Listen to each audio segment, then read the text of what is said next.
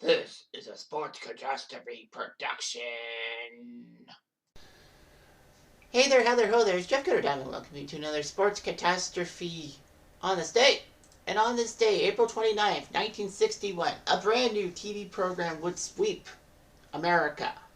It was ABC's attempt to get into the sports market, held by NBC and CBS. It was The Wide World of Sports, what they call a sports anthology series, which showcased many sports across the world. It primarily went from 1961 on this day to January 3rd, 1998 on Saturday afternoons. Jim McKay would be the host for every year this happened and all that. ABC would actually make the Wide World of Sports name for programs until 2006, but the anthology was done in 98. However, it was named on Time's 100 Best TV Programs of All Time. And who could blame them? Anyway, so ABC had a young producer by the name of Roone Arledge, who would be instrumental in getting Monday Night Football to ABC when the other networks, NBC and CBS, said no to Monday Football. The debut telecast saw the Penn and the Drake relays. Now, for those of you who don't know, there were many, collegiate running and running with athletic clubs was a big thing back in the day.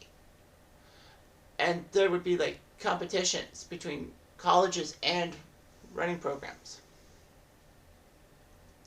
Jim McKay, alongside Jesse Abramson, broadcast from Franklin Field, former home of the Eagles, for the Penn relays, and the Drake relays were with Jim Simpson at Drake Stadium with Bill Fleming.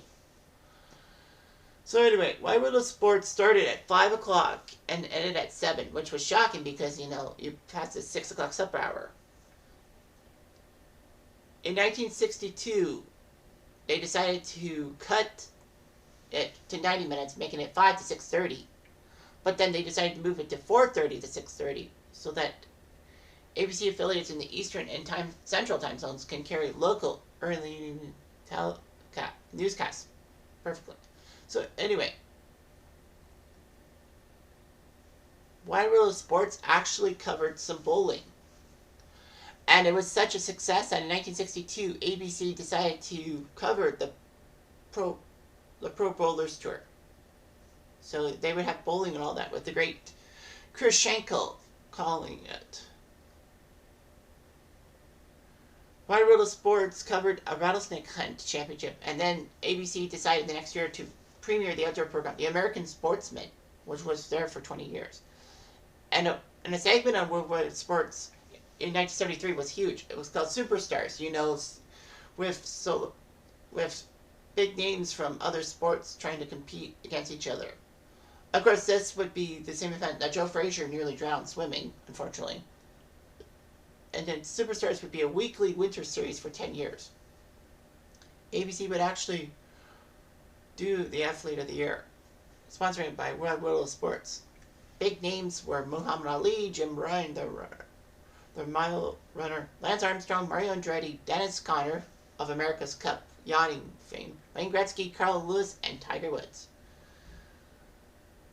But Wide World of Sports faltered after 37 years because of the rise of cable TV offering more outlets for sports programming.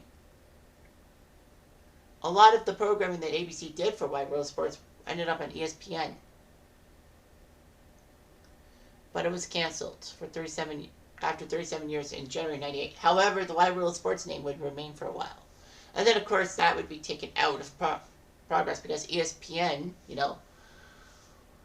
they owned ABC, so their sports programs would be ESPN on ABC.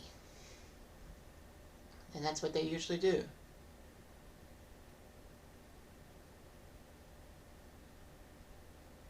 Yeah.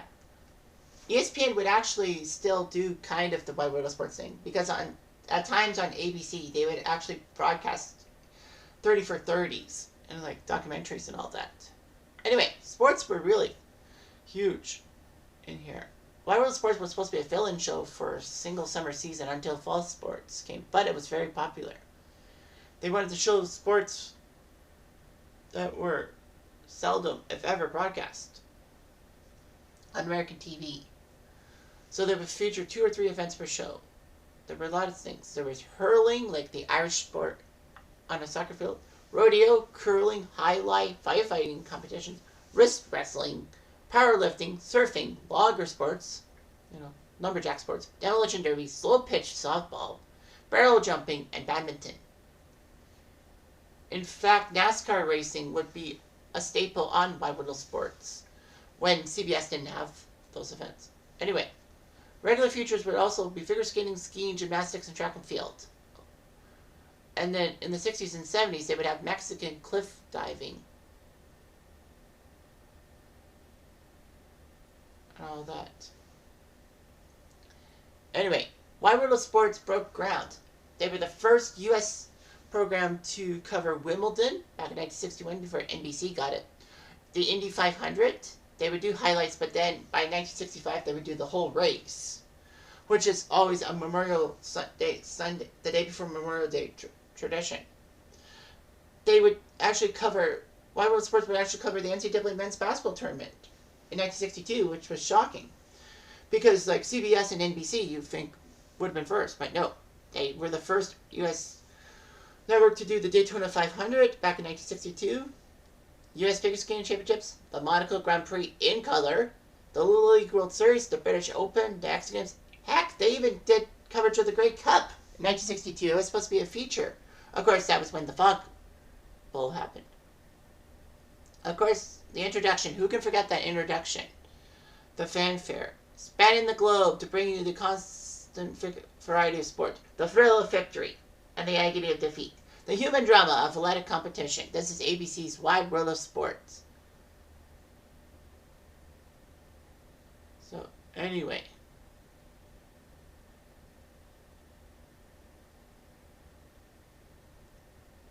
However, the thrill of victory and agony of defeat, that would actually be made because of a European ski jumping competition. Slovenian ski jumper Finko Bogotaj made a disastrous jump during the March 21st, 1970 event. And, he was a hard luck hero of sorts, and for stunning failure and all that.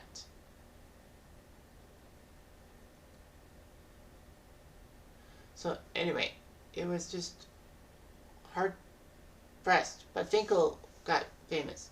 There were many people who did stuff. Jim McKay was the host, Becky Dixon, Frank Gifford, Julie Moran, John Saunders, and Robin Roberts. Not the pitcher, but the female sports reporter. Many people would do play-by-play for ABC's Wide World of Sports. Howard Cosell, Chris Economaki, Bill Fleming, Terry Gannon, Frank Gifford, Kirk Gowdy, Keith Jackson, Jim Lampley, Jim McKay, Al Michaels, Brent Musburger, Paul Page, Jerry Punch, Robin Roberts, John Saunders, Chris Schenkel, and even Al Trogwake. By the way, Wide World of Sports did actually become popular in 4 countries. Australia had produced their own version from 81 to 99, and then from 2008 to 2016. Mexico did their shows for a while. The UK produced its own Saturday afternoon Wide World of Sports in 1965, but then ITV decided to rename it to World of Sport, and it ran for 20 more years. And Canada even had an international version. From September 64 till the late 80s, Canada would produce their own version on CTV. They would have a mix of content from the ABC show, but put the Canadian CTV stuff. I can't remember when CTV stopped doing Wide World of Sports. I think it was in the 90s, but, yeah. So Canada would do their own Wide World of Sports stuff. So, national pride, I guess. So anyway, the thrill of victory, the agony of defeat, and the thrill of doing this video. Anyway, I'm Jeff Diamond, adieu.